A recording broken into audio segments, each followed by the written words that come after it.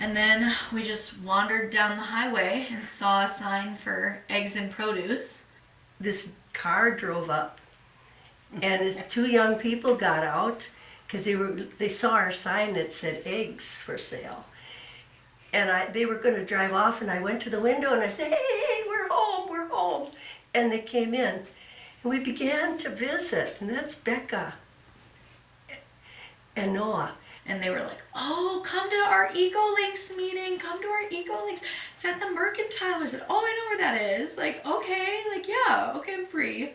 And it just seemed like they were sent. We believe everybody that comes up our driveway has been sent from divine sending or whatever.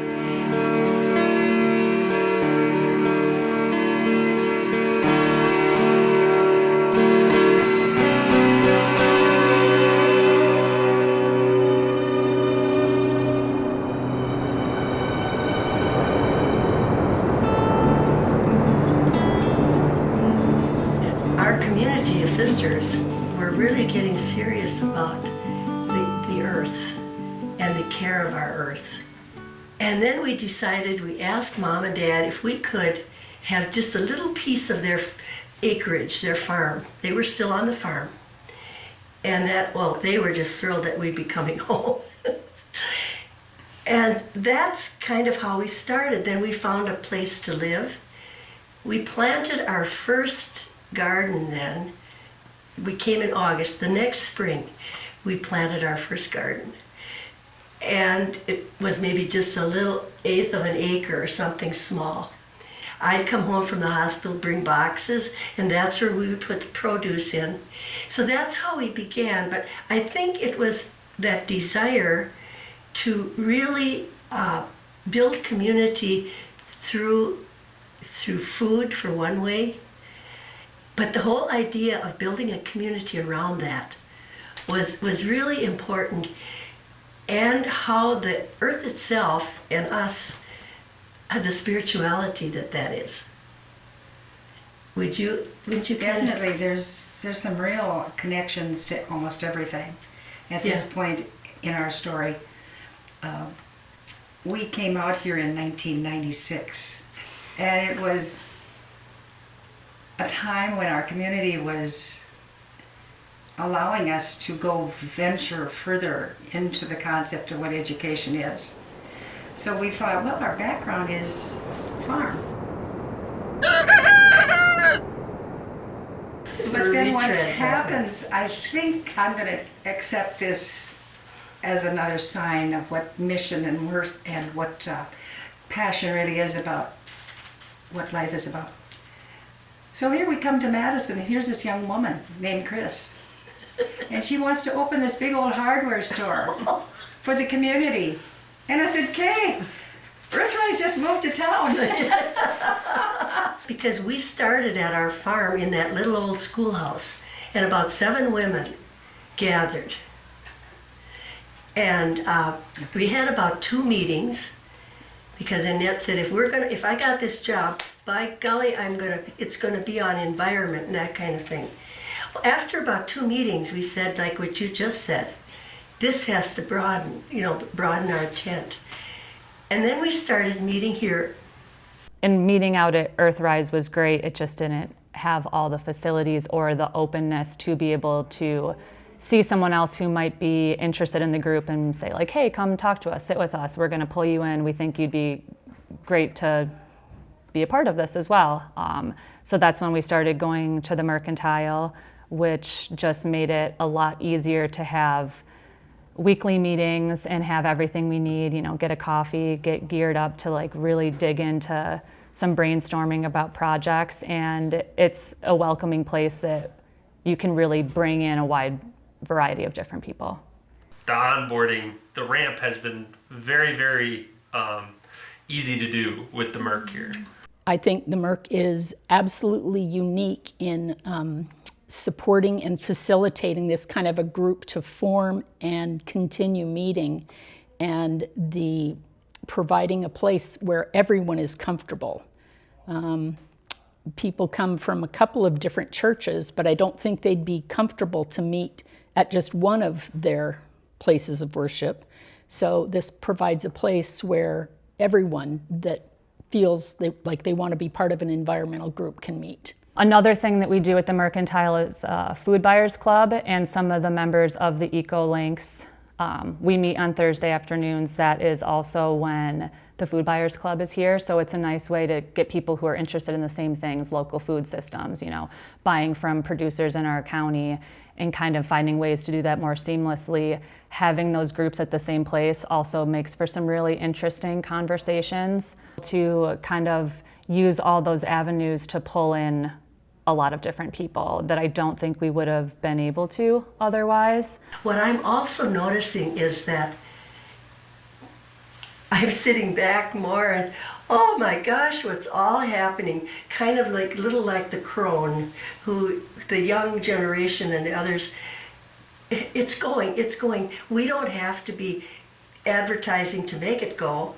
It's going. It has its power within to keep generating. And I've never experienced anything so wonderful in a group as this.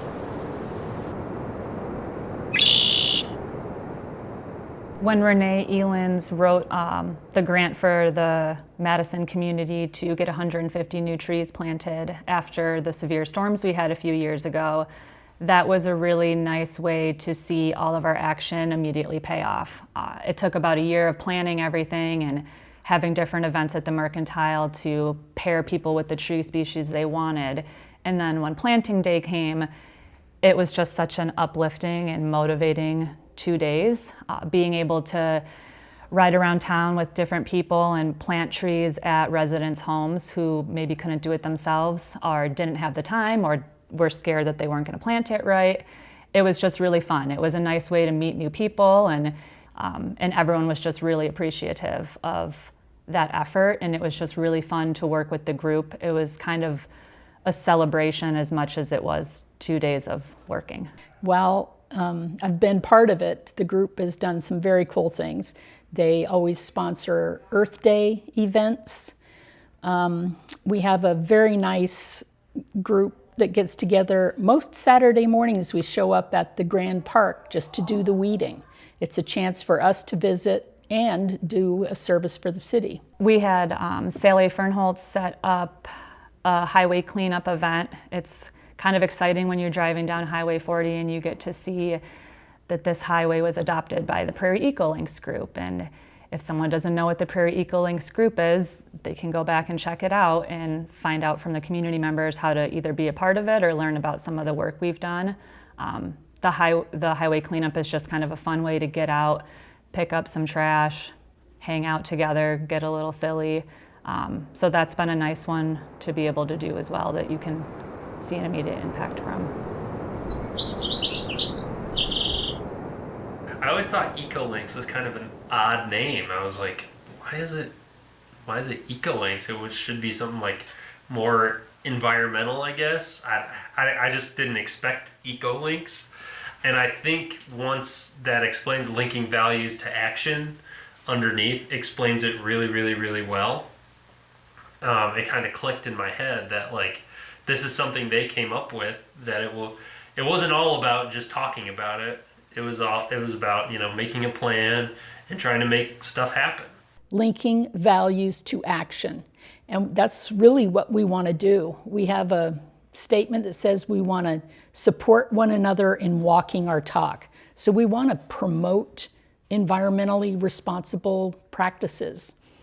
Recycling, composting. I'm particularly hopeful that one day we'll get around to reducing use.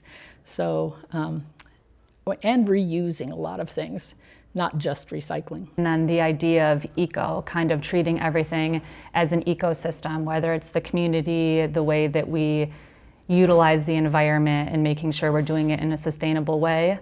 This is an agricultural community and region of the state, so making sure that along with paying attention to ecology, we're looking at economics. We want our farmers to be profitable while also doing good practices for the land, and then being able to kind of link all those things together here in our own backyards with this group. That's another thing that has, like I said, this little group there was such a bonding happening. It wasn't just a meeting group to do business. And we decided to give ourselves a name, and that's how we chose this name. And then, wasn't it your niece? Yes, she designed this. So it's not something we cut out of a book or anything, but it's local. It comes right from here, and we just fell in love with it. It spoke what we were about. We call it the Fernholz sparkle. They look at you with the Fernholz They look sparkle. at you like you're the most important person in the world, you know? Mm-hmm. They're just so good at that. And they mean it. It's so genuine. I mean, I have never met people that were in their 70s plus that care so deeply about the environment like that. It just happened. We got pushed into it by some force, right? It's, you know, I always look at it kind of like the fog. You can walk and you can go so far. Then you think, oh my gosh, I'm going to get lost because look, I can't see out there. That's okay. Keep moving. You can see enough just to keep walking.